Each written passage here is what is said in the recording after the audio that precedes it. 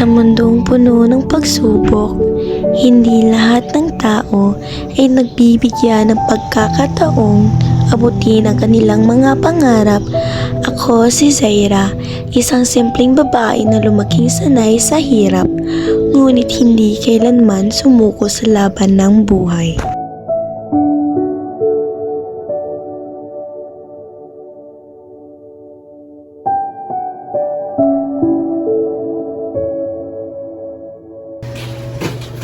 Magandang umaga, ma'am. Magandang umaga.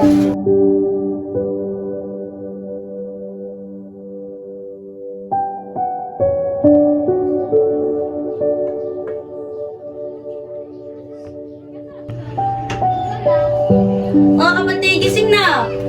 Uy, gising na! Bilisan niyo!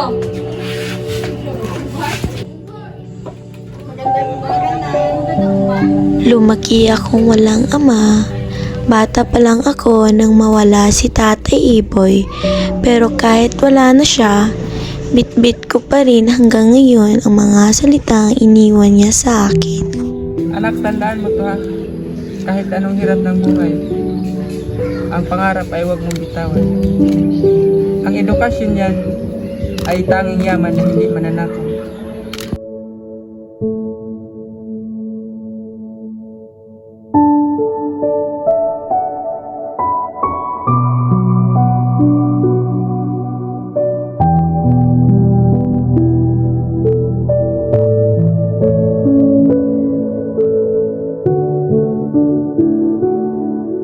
Simula noon, ipinangako ko sa sarili ko, hindi ako titigil kahit gaano kahirap, kahit ilang beses mang bumagsak, babangon ako dahil ito ang pangarap naming lahat, ang makaalis sa kahirapan. Alis na po ako. Paalam! Ito ang kwento ko, isang kwentong puno ng sakripisyo, pag-asa at paniniwala sa halaga ng edukasyon.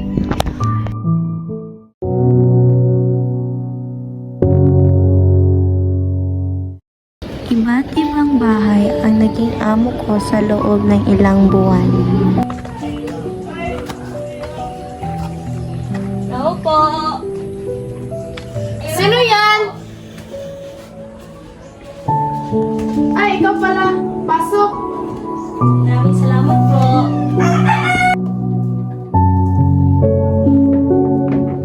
Zara, timplahan mo ako ng kape. Yung mainit ha. Teka lang po, ma'am.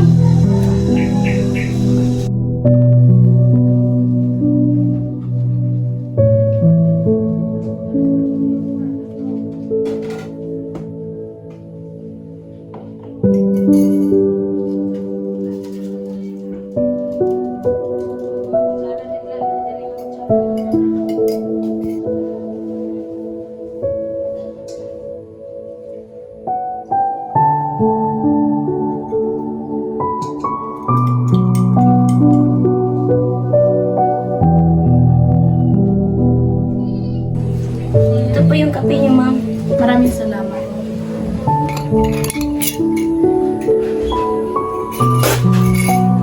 Ba't ang lamig? Di ba sabi ko sa'yo mainit?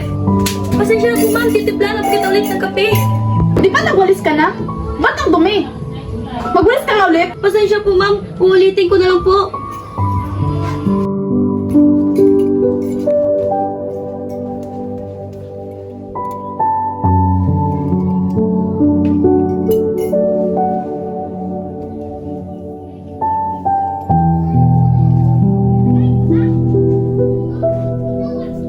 Tao po! Magandang umaga po. Magandang umaga din. Ay, ako po yung labandera. Nandun yung mga labahan.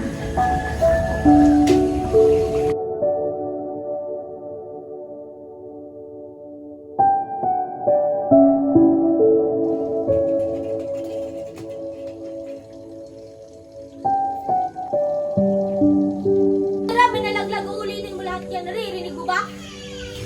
Opo, Ma'am Shin. Uulitin ko po.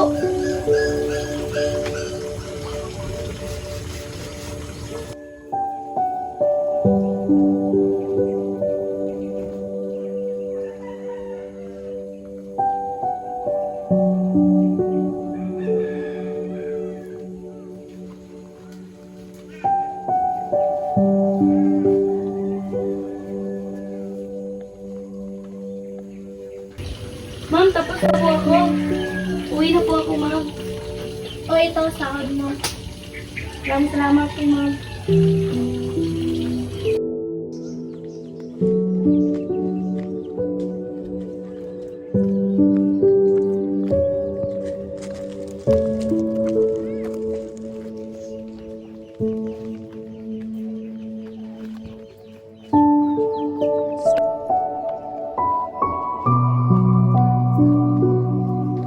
Nay, nandito na po ako.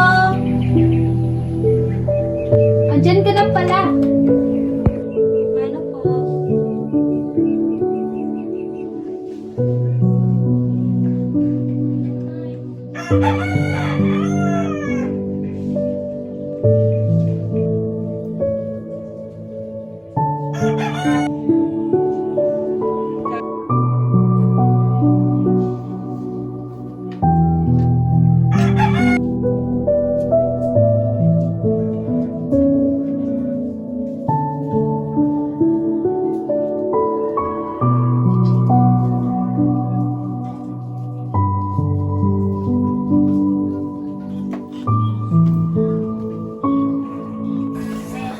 Zara, anak, hindi mo naman kailangan gawin yan lahat mag-isa. Baka napapagod ka na. Okay lang po, Nay. Kunting tiis na lang po. Makakapag-enroll na ako sa susunod na semester.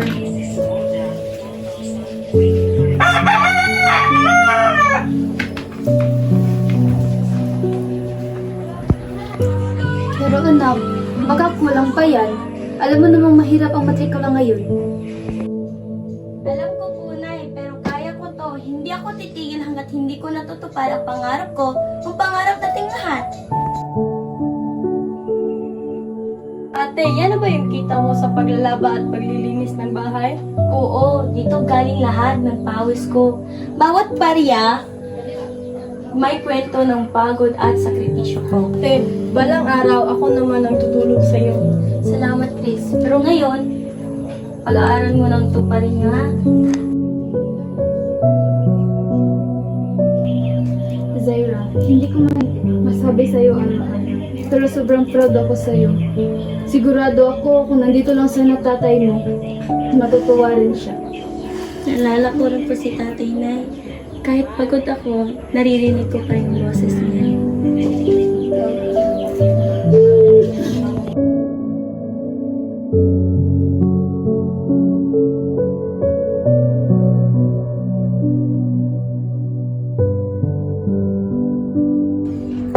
Tao po, Ma'am Girlie. Halika, pasok. Ay, salamat po. Pasensya na po, Ma'am Girlie, kung ngayon lang po ako. Magpantay po kasi ako kananay kagabi. Medyo masama ang kanyang pakiramdam.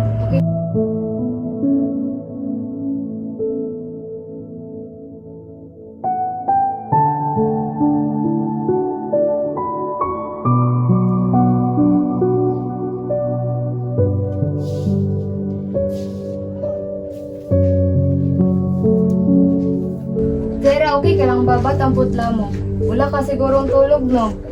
Po, Ma'am Girlie. Magpantay po kasi ako kananay kagabi. Zaira, hindi ka makina. Magpahinga ka rin minsan. Ako na dito. Maraming salamat po, Ma'am.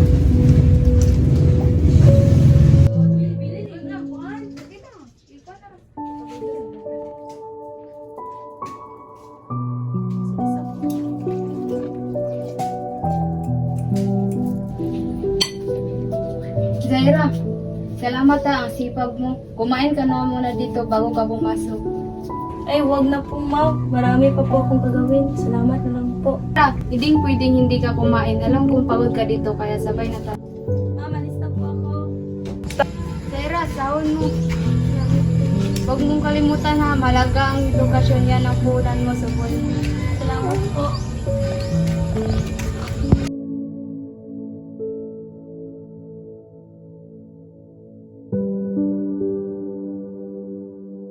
Ay, pwede mo kayo matulog.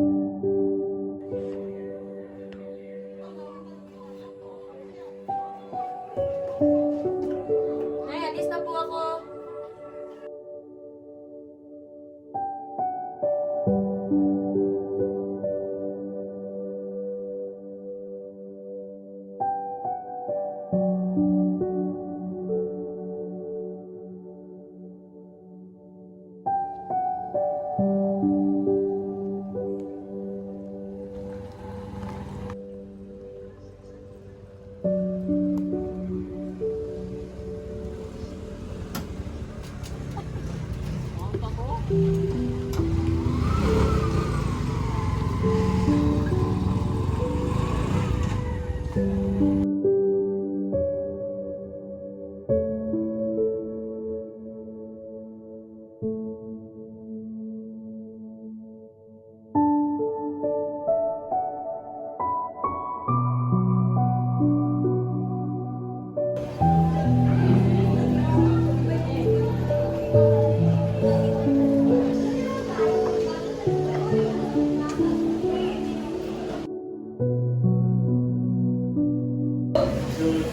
Zara! Dito ka pala? Oo.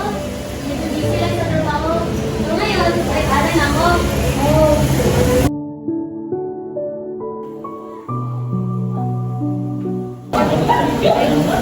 Kahit nahihirapan sila, luwa mo. Nagtatrabaho ka po, nag-aaral ka pa. Wala yun. Basta't may pangarap ka, kahit pagod ka na, tuloy na.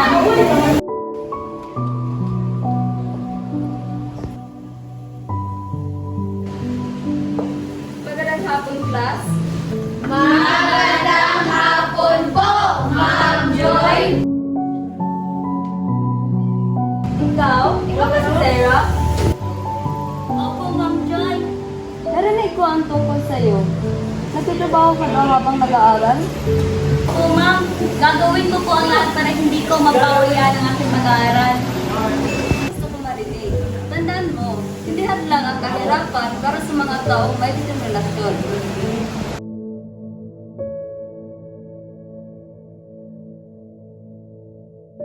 Sino na ngayon ang magre-report?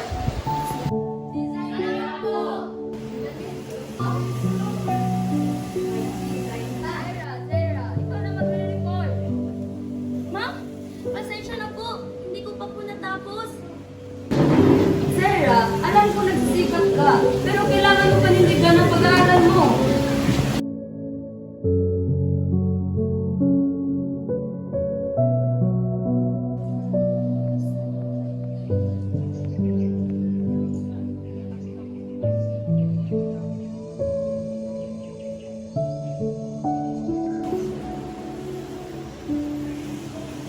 Class, may announcement ako. May darating na academic competition. Gusto ko isa sa inyo ang gustong sumali. Sarah, gusto ko ikaw ang representative natin.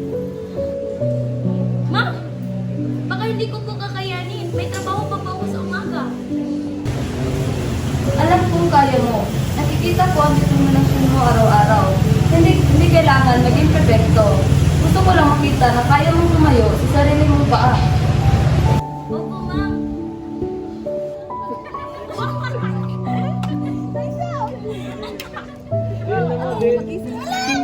Uy, Sarah, grabe nga. Kahit pagod ka, tuloy ka pa rin. Oo nga, ako nga, pagpuyat at sinagad. Ikaw, walang tulog, laging present.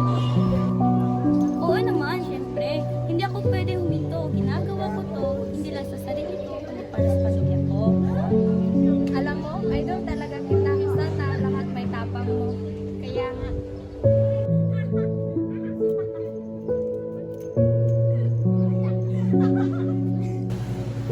Class, ilang araw na lang graduation niyo na.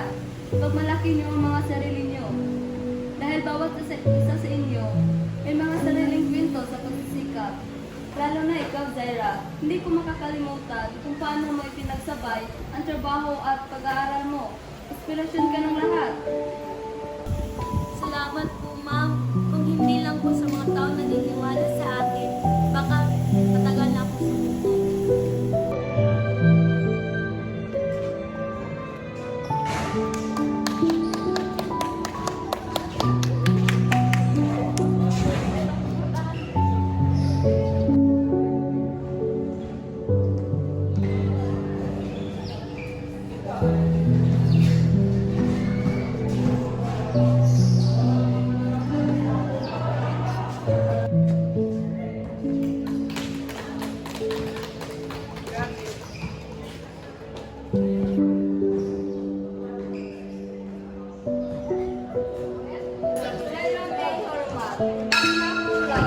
With a Bachelor of Secondary Education.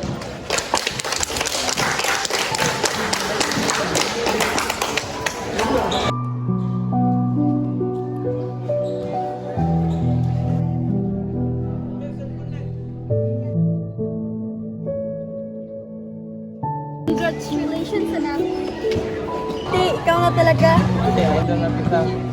Mac, sobrang proud na proud ako sa'yo. Lahat ng mga sakripisyo mo ay sulit na sulit. Salamat, Nay.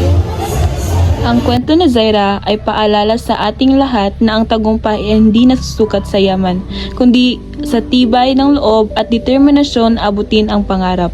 Sa kabila ng kahirapan, ang edukasyon ay nananatiling ilaw na gumagabay sa bawat Pilipinong nagnanais ng pagbabago. Madaling lumaban sa buhay, ngunit kapag ang puso ay puno ng pag-asa at pananampalataya, walang imposibleng mararating. Bawat batang nangangarap, sa bawat magulang na nagsasakripisyo at sa bawat pusong hindi sumusuko, ang kwento ni Zaira ay kwento nating lahat.